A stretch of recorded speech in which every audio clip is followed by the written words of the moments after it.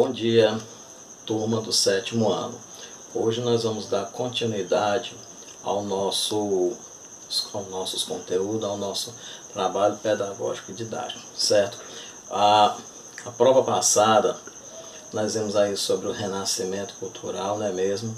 E uma pequena parte sobre reforma protestante, não é mesmo? Pois agora nós vamos dar continuidade a esse trabalho. Vocês pegam o material de vocês aí, página 28. Na página 28 vai estar escrito Reforma e Contra-Reforma Católica, certo? Veja só, nós vimos até então, no assunto anterior, não é mesmo, que Martinho Lutero, insatisfeito com algumas medidas e práticas desregradas de alguns clérigos católicos, ele vai se revoltar e escrever suas 95 teses, criticando esses atos da Igreja Católica. Sobretudo, a criação, né, mesmo, das simonias e das indulgências, né, que era a compra do perdão, compra de relíquias sagradas. Pois é, a imagem da Igreja Católica ficou desgastada. A Igreja Católica perdeu muitos adeptos. E aí ela vai agora correr atrás do prejuízo, né, mesmo? Criando aí a Contra-Reforma, né?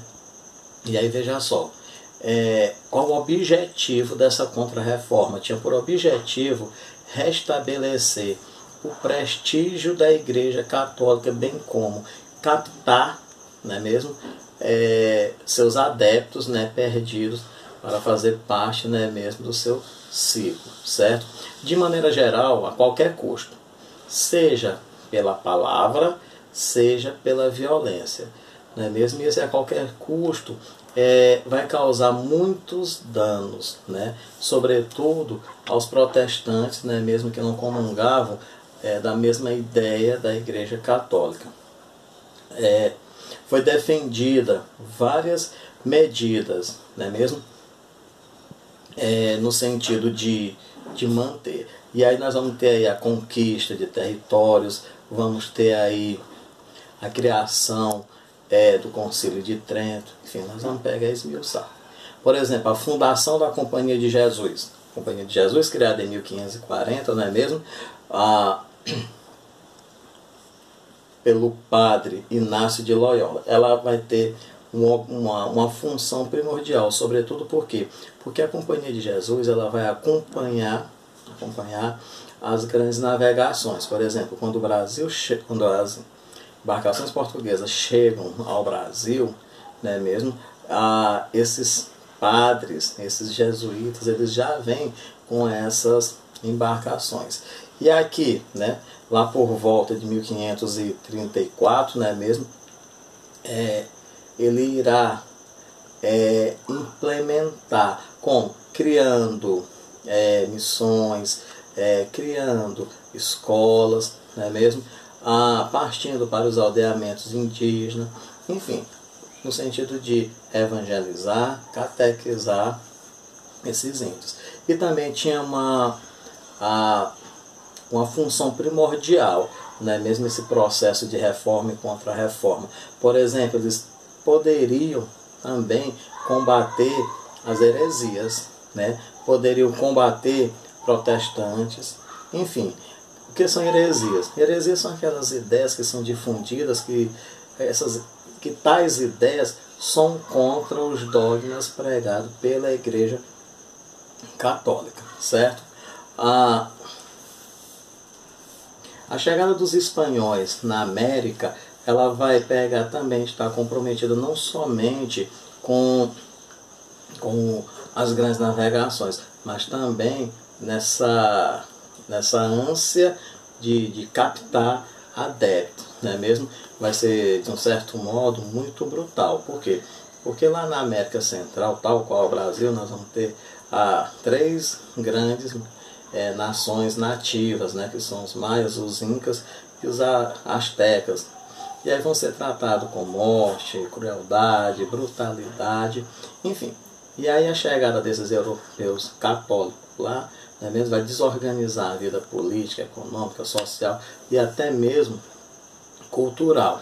E, no entanto, a Igreja Católica está sempre ali, né? Junto desses conquistadores, né? Mesmo tendo um papel muito importante, né? Mesmo de evangelizar os nativos. No Brasil, por volta de 1549,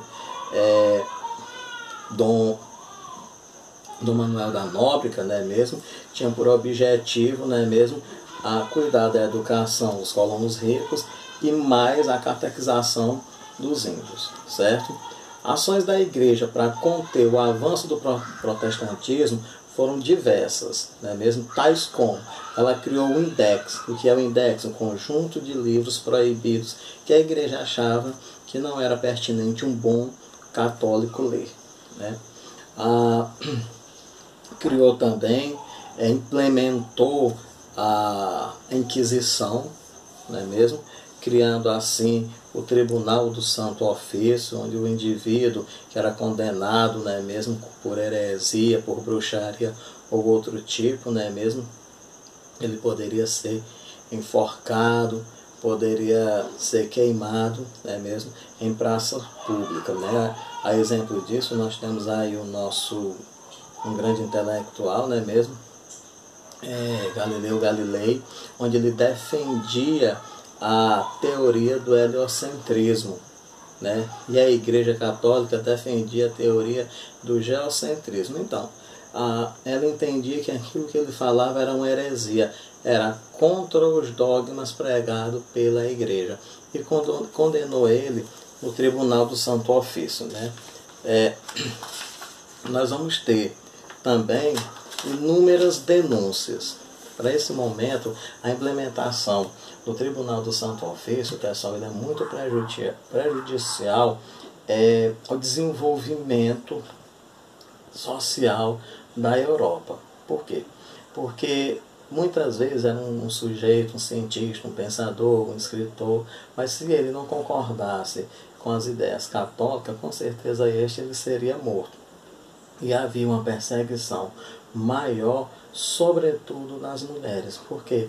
Porque os clérigos católicos entendiam que a mulher era um ser frágil e pelo fato de ser um ser frágil, sensível, tinha mais possibilidade de ser manipulada, não é mesmo, pelos que eles chamavam supostos demônios. Daí então muitas mulheres foram queimadas na fogueira da Santa Inquisição e rotuladas de bruxa, quando na realidade não eram bruxas. Muito obrigado.